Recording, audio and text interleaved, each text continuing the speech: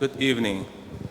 So my presentation today name is Building Nature because today we talk about nature a lot. And that's some topic I would like to address as well. So this diagram shows most time when we talk about artificial and nature, they are separate things. Sometimes they're even opposite. We think buildings are artificial and nature is a nature. How come we can build architecture as a nature? Modern architecture. I think this model was made by Le Corbusier 1926.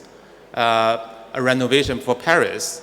High-rise buildings, they are following the philosophy of Industrial Revolution, which you can repeat. You can make a big scale. You can leave a lot of space and the sunshine for the city, but that's a little bit too much about physical space about a building, but less about environment quality, also the spiritual quality of our built environment. Of course, in Paris, they didn't do it, but at some other place, for example, Manhattan, they built this. They have a lot of towers. And there are two photos here. On the right is a photo in China. We're building also a lot of new cities with a density, of course. But more, I think the cities in China, they're building the image. The high-rise become the symbol of modernism, become the symbol of power and capitalism. So we're building a lot of new cities following this typology from America. And then I want to come back to Paris. And Paris didn't do those towers. They put new buildings outside the city. But in the city, they have these two tall structures. One is Eiffel Tower, another tower called Tower Montparnasse, which is a black tower. And the Paris people call this a scarf of Paris because it looks so ugly. It's a black building, very big. And last year, they hold a competition, and we were invited to change the tower, change this black tower. And that's the proposal we made. We changed the facade, and we make the facade not black, but a mirror, reflection. And then these mirrors on the facade, they're put in certain angles, so everything reflected or reversed, upside down. So from many angles, you will see the city floating in the sky, upside down. And from this angle, you will see the Eiffel Tower also upside down. And at the beginning, they were so excited to see this image, but at the end, we lost the competition. They asked why you make Eiffel Tower upside down.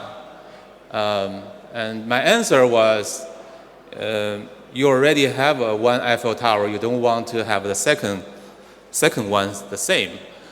But my concern was, now we question about that tower, but Eiffel Tower was a starting point when humans start to build a high structure, tall structure.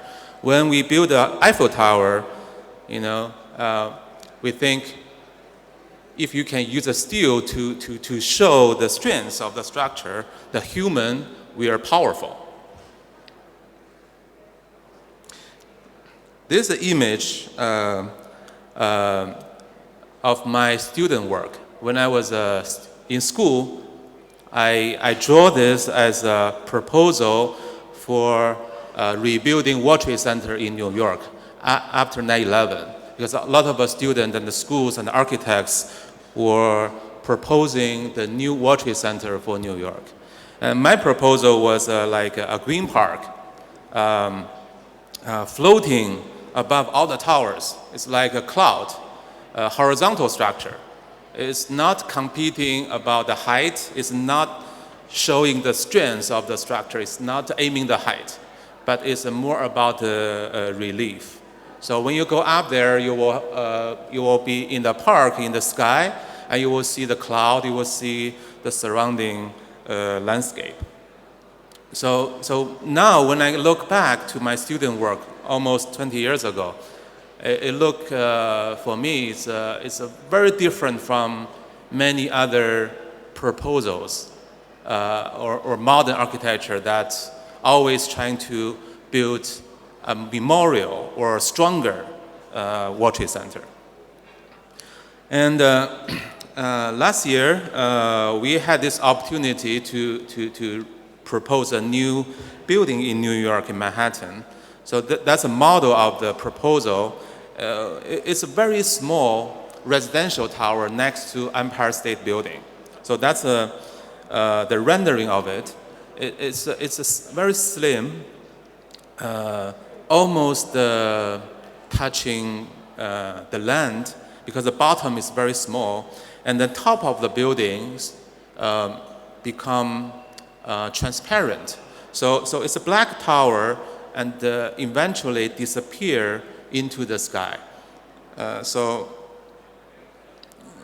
the idea is not to build a peak on that building, not to build a very strong image, but to try to make this building have some kind of a conversation with the sky and background. So you can see from this image, the city full of towers, and they're trying to all become very strong, very tough. But we are trying to build a tower skinny, light, and extension to the sky above. And this is another building we built in Toronto almost 10 years ago. What they were called Absolute Tower, but also people call this Marilyn Monroe Tower because of the curvature of the building. The building has all the curvature and horizontal lines, which is the balconies. So the reason was very simple. We don't want to repeat the North American typology for high-rise, which is a box, a container, a monument. Instead, we want to build a nature, organic structure. So here, when we build this building with a twisted floor plan, you got a lot of terraces. You got more sunshine, and you create a space, a conversation in between two structures. So two buildings, they're very different from the other modern buildings, which you always repeat one building twice. This one, you have two buildings, they're similar, but they're sisters. They don't repeat each other. And they start to have a very intimate conversation. And back to China, we have to build the towers as well. And I was thinking, I don't want to do Marilyn Monroe again in China. I want to probably build a tower without a shape. So I was learning this traditional Chinese painting. You see the landscape, the mountains, the people, and the pavilions, architecture, all mixed in this scenery. So we're thinking maybe we can build a tower that look like organic vertical landscape. So we build a model with a core, with the floors, also with the gardens and the balconies. So the idea is to build a tower without clear geometry, a big structure without geometry. So we build this model and build the rendering, but we couldn't build a building because you can see the rest of the city. Every tower you can find a reference in New York, in Chicago, and they're all following the same typology. But we want to build a mixture of landscape and the high tall structure.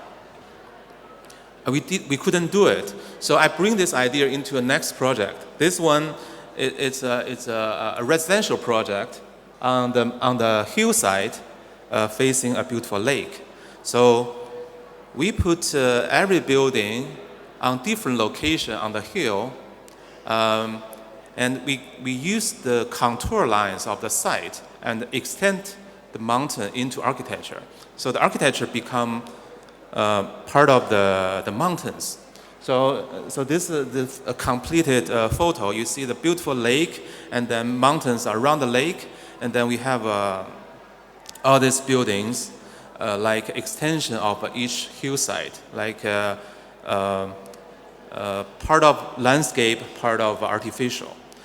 I know it looks beautiful without buildings, but that's the reality we have to face. That we must build a lot of buildings in China. Sometime those buildings will happen in the beautiful scenery. So this way we try to find a way to combine both. So we try to break down the building scale into many different buildings, and each one we took the concept from the last project that every floor has this random and floating balconies around the living units. So the building doesn't have the strong geometry, doesn't have the complete shape. It rather a floating structure that floating above the trees and the mountains. So from different view, the building has a different shape. They have a different height. Each one they follow the geometry of the landscape. Sometimes when you have trees, the buildings start to curve around the trees. So that's some principles that we learn from traditional villages. When they build the traditional buildings, they do architecture very relaxed. They don't do big object. They do things, respecting the surroundings. The construction is very cheap. It's not high-tech construction, and the finish is rather also very almost like a handmade building, but it somehow achieved that quality. Is not industrial production, rather is a place for human. So we create a lot of balconies, and so they can start to facing each other, and that they can form a nature space in between them. And from that project, I start to think we might use big architecture to build artificial mountains in our cities. So this another model we did is, as you can see, is towers, but by shape the tower and insert the garden space and this organic facade, we make them as the paintings in 3D. Right? It's look like mountains. And then we made this architecture model, and then we make this design.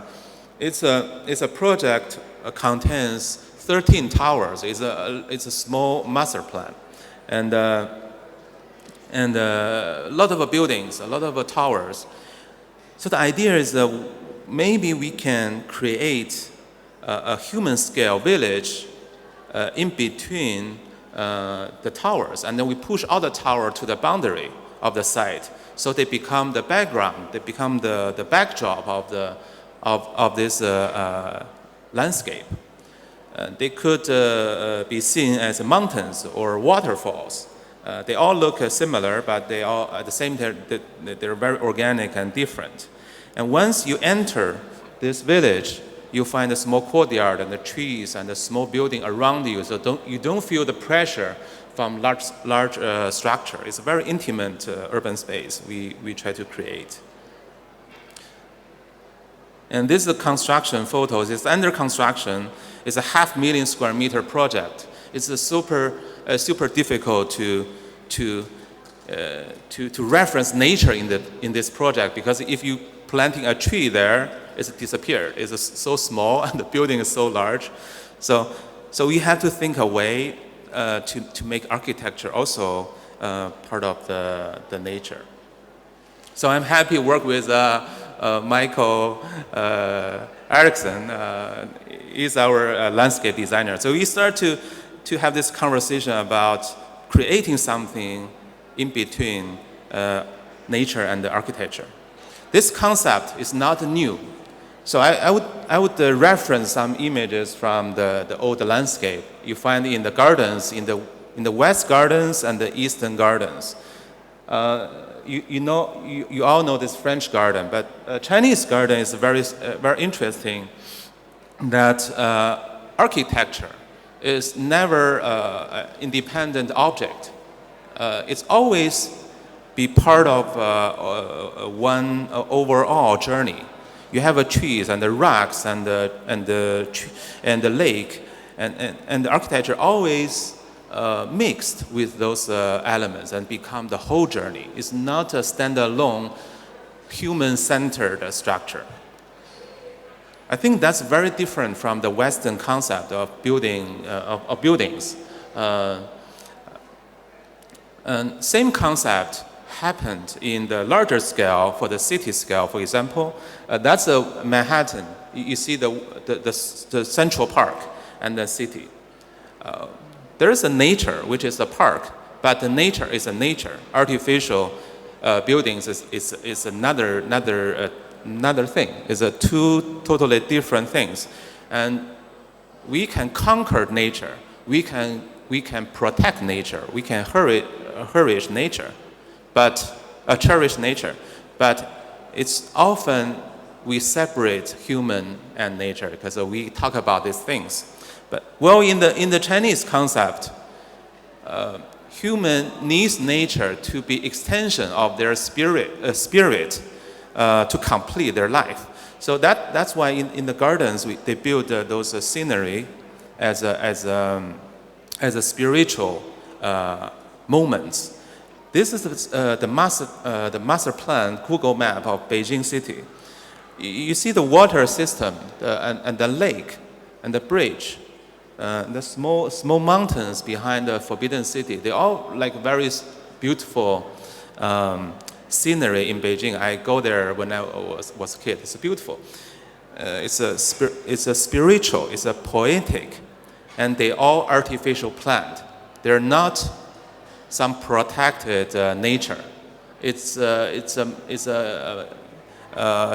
shanshui master or some artist. They planned the city. So this city is a larger scale of gardens with the functions, with the buildings, with the traffic, roads, everything in the city. But at the same time, it has a spiritual quality of the scenery. So idea was when we talk about the modern buildings, we often think a building is functional, it's a machine for living, right? It has to deal with the surrounding. Sometimes we talk about this. But how about we create architecture as experience of the nature? So we tried this project in China, in Beijing. This architecture model look like mountains, right? This with the penzai, water, the moss, and then we turned this model into urban towers. So from here you see the tower look nothing like a traditional building, right? It looks so abstract and futuristic, but when we put it in the city, in front of the park, you see that's the green area. That's the largest park in Beijing. And the buildings start to look strange, but at the same time try to have a conversation with a park, right? You can think without this building, you see the surrounding towers. There are standard towers everywhere in many cities in China as well. And from our building, you will see the CBD of Beijing. You see those towers. You see CCTV and the tallest towers in Beijing, and they all look very strong, very monumental. They're a symbol of the capitalism. I think maybe we should keep distance from that image for the future. If we talk about nature now, in the future, we have to build the towers, we build the density cities. We want to build trees, of course, more trees, but that's a challenge, how we bring the spiritual quality into modern architecture. So here we try to build buildings like mountains, and then build a small village, a valley behind the towers. This is very interesting. It's a painting by a famous Chinese critic. He drew this Chinese traditional painting by also insert a new architecture in it. So that black tower, that black mountain actually is our building. He also painted many buildings like bird nest, like a CCTV, like a National Opera House. They built all these modern buildings into this Chinese scenery.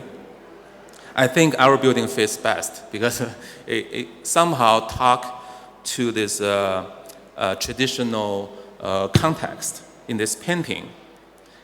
I mean, when you build it in real life, it also can start some conversation with a lake, with the nature. I think that the neighbor building doesn't feel so friendly to the park. It's more like a wall. It's become a boundary of the park. But we want to build the extension of the park. I think this is a very funny picture that some people think our building looks strange and doesn't fit into the environment. But I think those towers, they don't fit here. They're like walls. They're building walls, and then they block the park. But our building, we try to examine this possibility to build a modern architecture as an extension of the park. That's from another view, and of course the building is a green building, is a LEED platinum building because it has a lot of features of glass as technical things. You see those vertical chimneys, fins. Each one inside is a structure. It's a column, but also they're like air tunnels. Bring the cool air. They suck the cool air into these tunnels and release the hot air from the top. And then every floor they can open windows from inside to get fresh air. But all these features, I would say, make the building a green building. But we often see some green buildings just like a machine, right? The performance very good in the numbers, but people who live in there, they don't feel they appreciate the space as they're in the nature.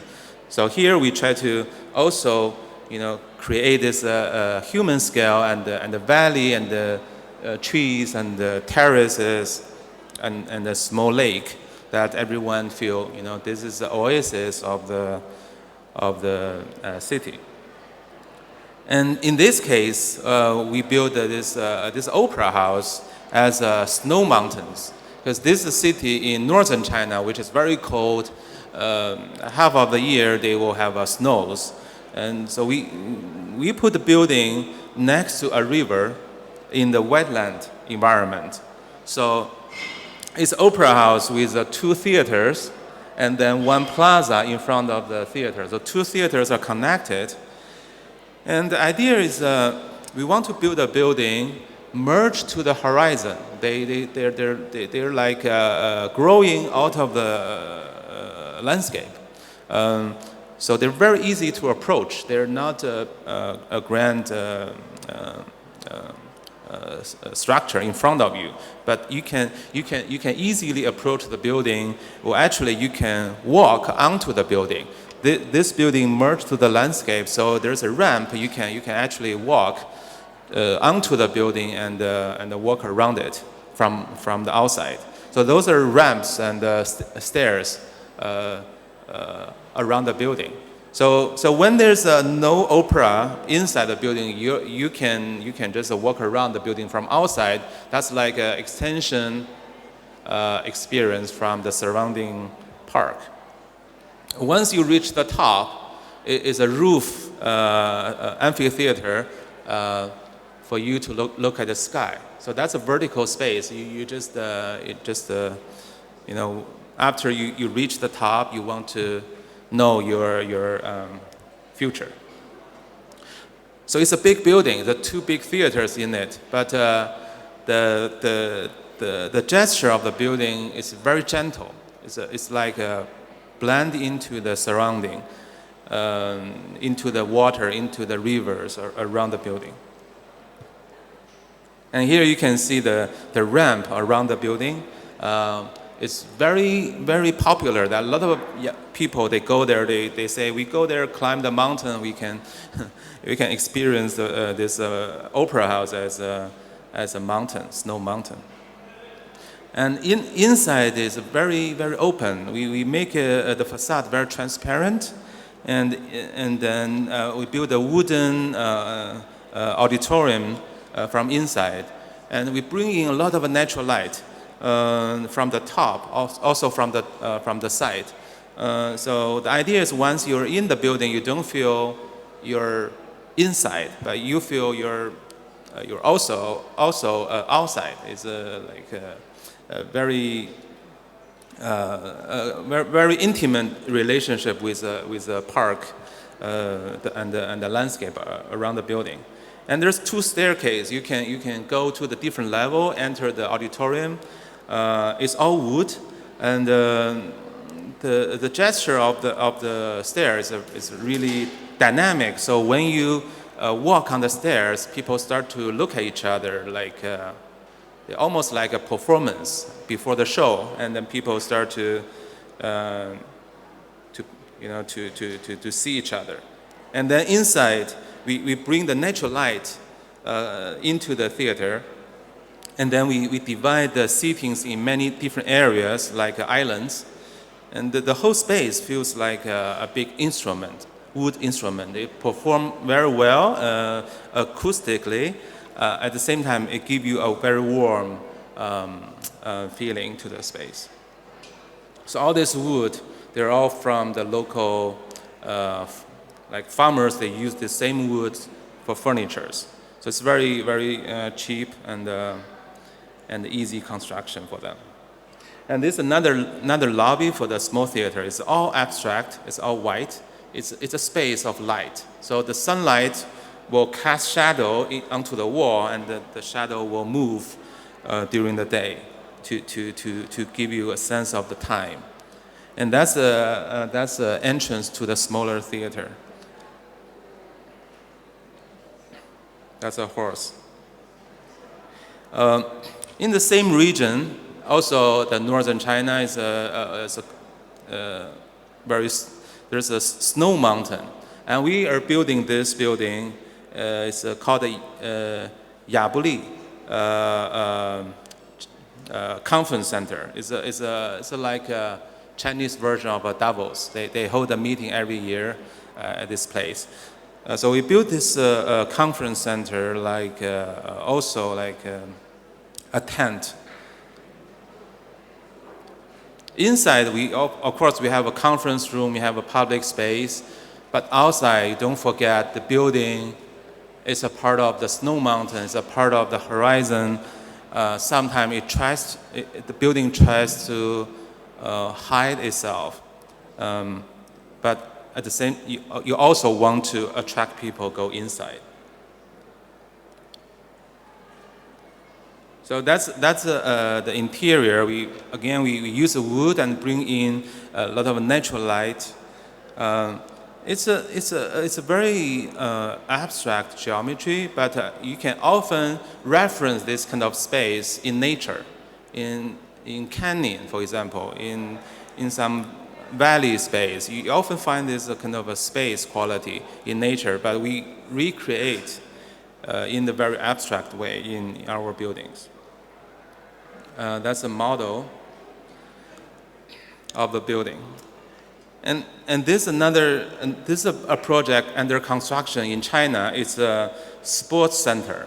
You see the stadium, that white ring. That's the roof of the stadium. You also see those mountains, those are volcanoes.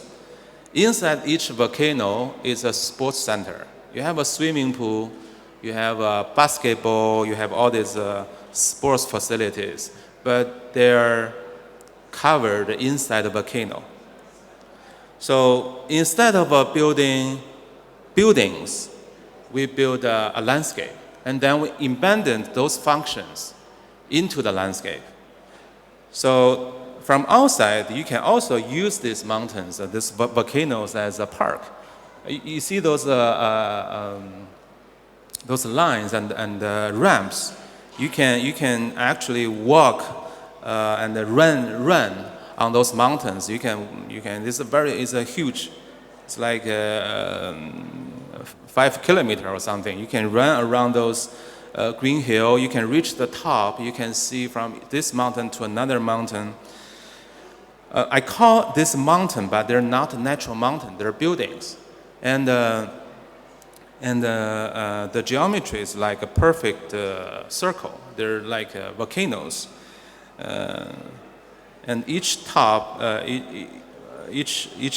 different. Inside they're also different. This is one of the mountain. Inside you see this concrete structure where you can hold 15,000 people to watch games. That's a swimming pool. You can do the swim game. Also bring in a lot of natural light into the space. Michael is also working on this project, right? This is such an adventure for us. This is the city asked us to build grand buildings like we built in 2008 Olympics, the landmark buildings. But we didn't do the buildings. Instead we make a park.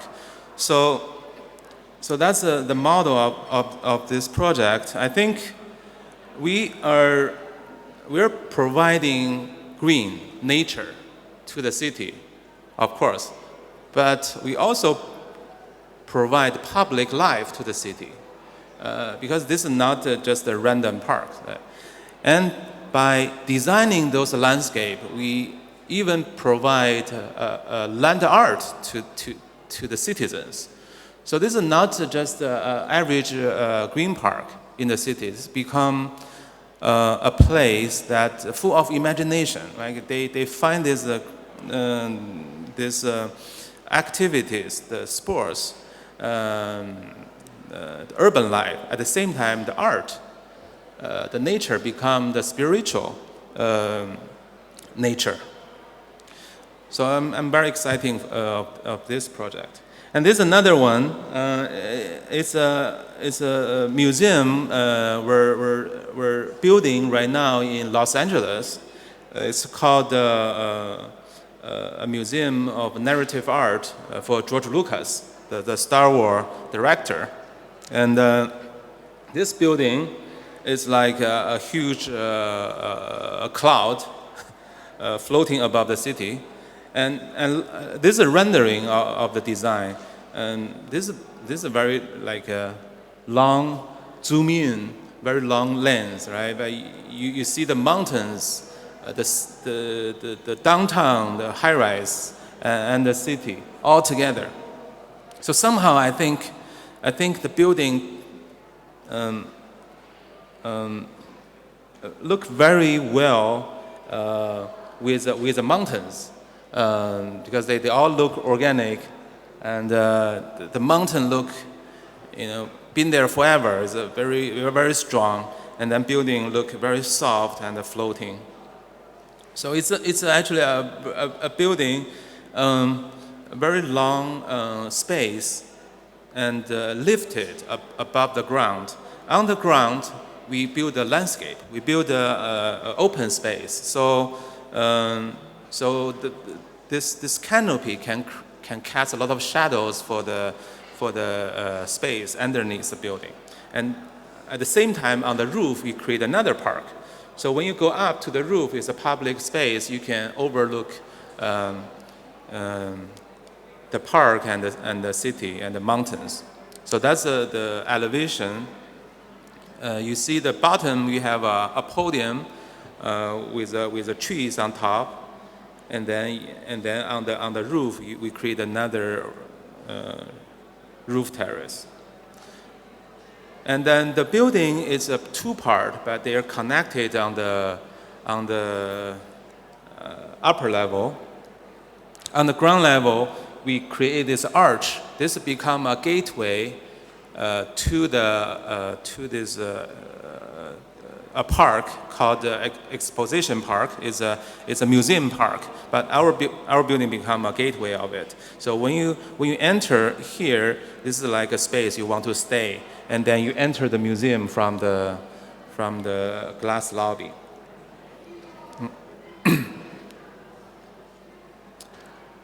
And that's a space underneath the museum. You can look at the sky. This space for me is a rather classic.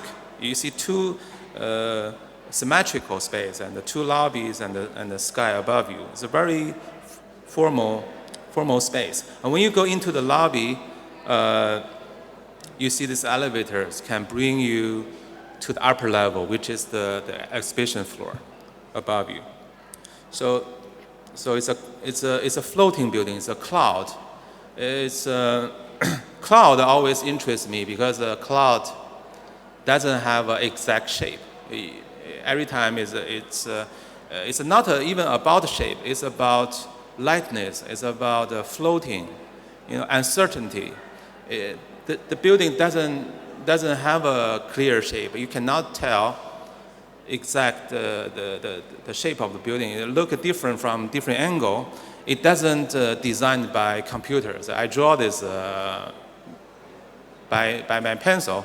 I want to keep the building the emotional touch.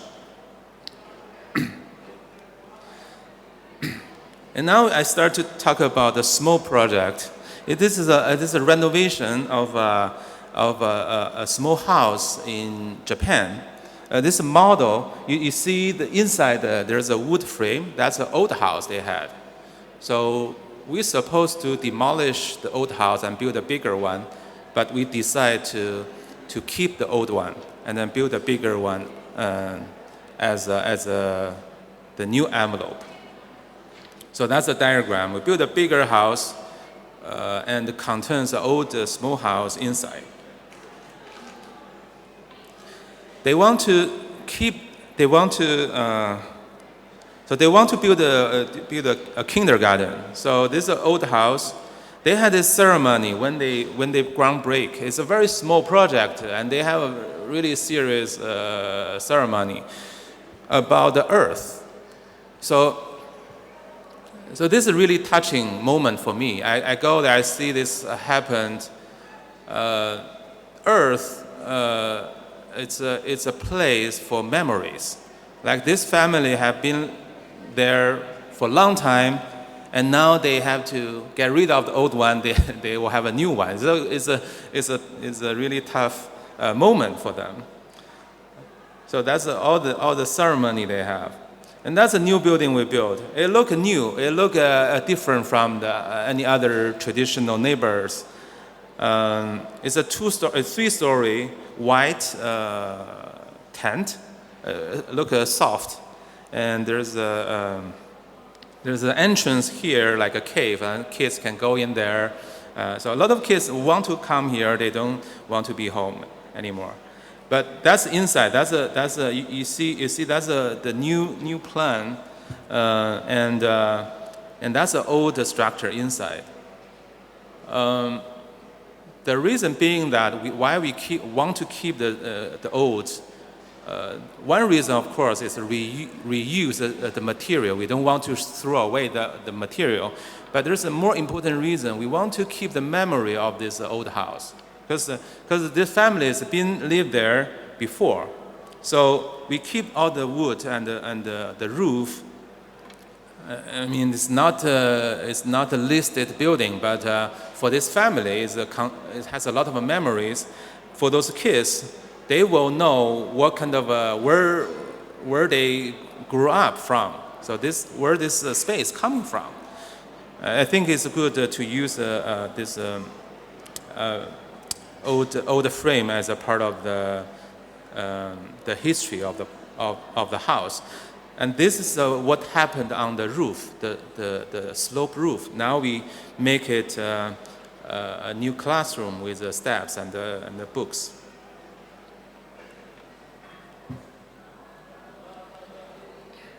So earth and the memory, I considered also the emotional part of the nature.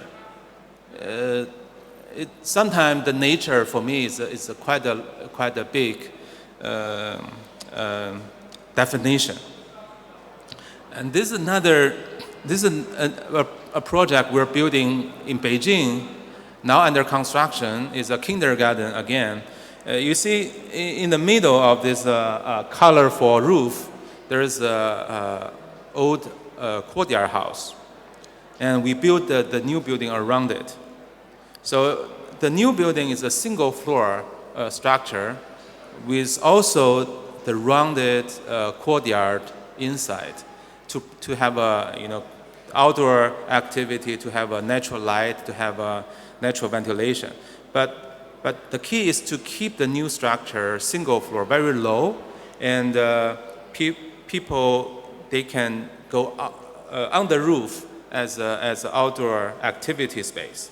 So we put this roof in between. Around the old courtyard and connect also the surrounding new buildings. So it's a single floor. It's not a big structure from the old building, from the old courtyard. When you look out, you don't see the new building. But when you're on the roof around the old courtyard, you can see the roofscape. You can see the trees. And you can go down to the courtyards. So the old and the new have this kind of a relationship. This roof for me is of course, it's elevated earth. It's also the sky for people who are living in the courtyard, because the traditional house where I grew up, you're in the courtyard. You're surrounded by buildings. You see the sky. The sky is yours, but you don't see the surrounding. So a lot of naughty kids, they like to climb to the roof, and so they can go one roof after one roof. They can see other courtyards. So now I want to use this opportunity to provide this elevated roof as a new ground. But for kids, this is the sky as well. So sky and ground for me has also very different definition. And I want to show one project we're doing in Europe. This is about the immigration from Rotterdam, Holland. And there's a warehouse on the dock. It's called the Phoenix Warehouse. That used to be the longest warehouse in Europe. A lot of people, in the past, in the history, a lot of Europeans, they took a boat from here and go to America. So they want to convert this warehouse as a new museum for immigration. That was my sketch. I want to build this spiral, like a tornado structure in the center of the warehouse. So the metaphor was, it's very strong, heavy structure, but you always want to break it. You always want to go beyond and go into the sky. I also put a bird there, seagull. And then I turned this sketch into some kind of staircase. And that's when we put it into this building. So the middle part is very transparent and open. It becomes the lobby of the museum. Also, it's become kind of a public space. Everyone can enter there and take a stair, go up, and you can reach the exhibition space on the second level, and you can continue all the way beyond the building roof and then into the sky, where you can have a beautiful view of the surrounding. So the staircase is a journey, almost like a floating above the older structure. So we call this tornado because it's about the circulation. It's about people's movement. It's about when you finally reach the top, what you see, what you gain from the whole journey. So that's a very spiritual installation, I would say. This is another tiny project, also about experience. It's a renovation of a tunnel in Japan. It's a part of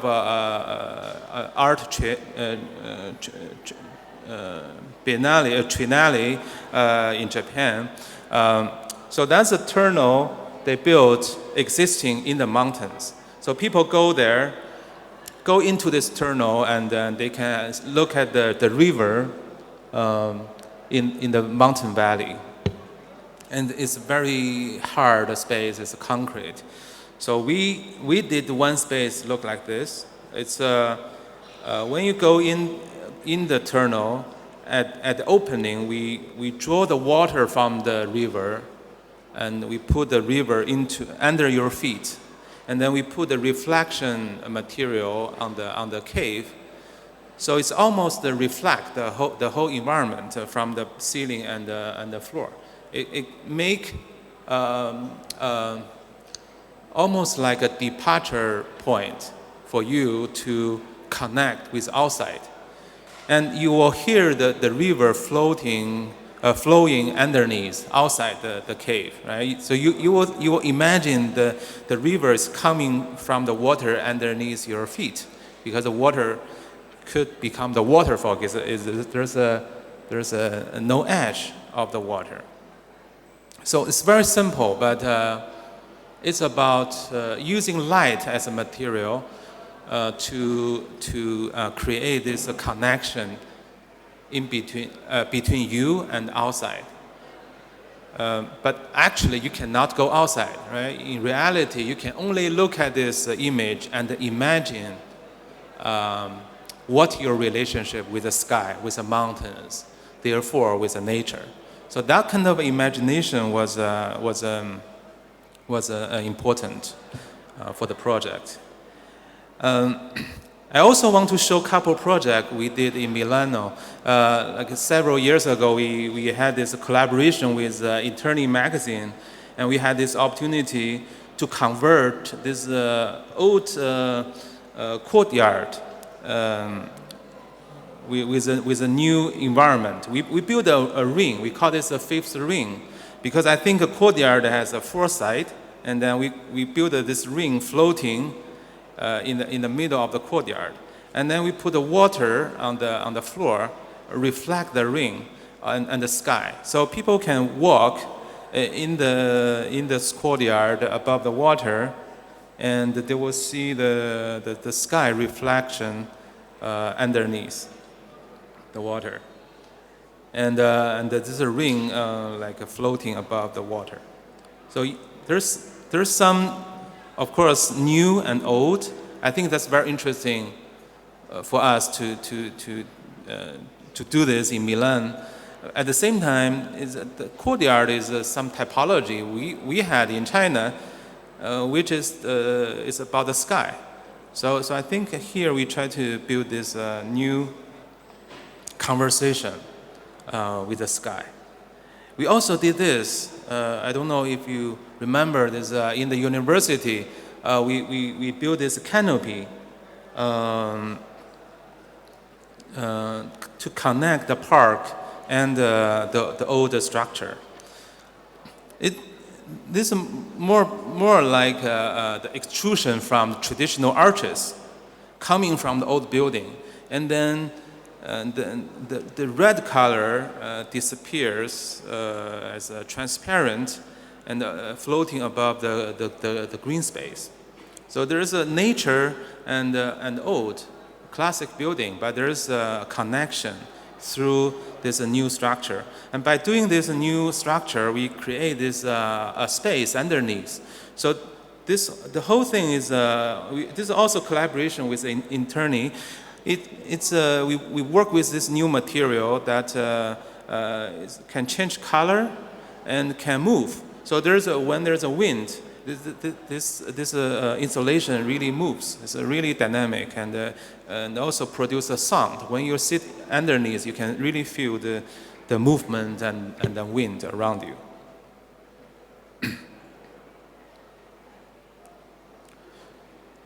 So we call this a borderless. It means there's a boundary in between artificial and nature, in between the solid structure and the open space, but we try to connect them by creating a new type of space. And we also did this project in Milan. We were part of the research team to do this urban proposal for this Scalo train station area. So what we proposed was using nature as a device to merge the old and the new together, to provide public space around this historical train station. So we make a big park around the train station, and then we create small villages, like human-scale buildings. But at this triangle space, we build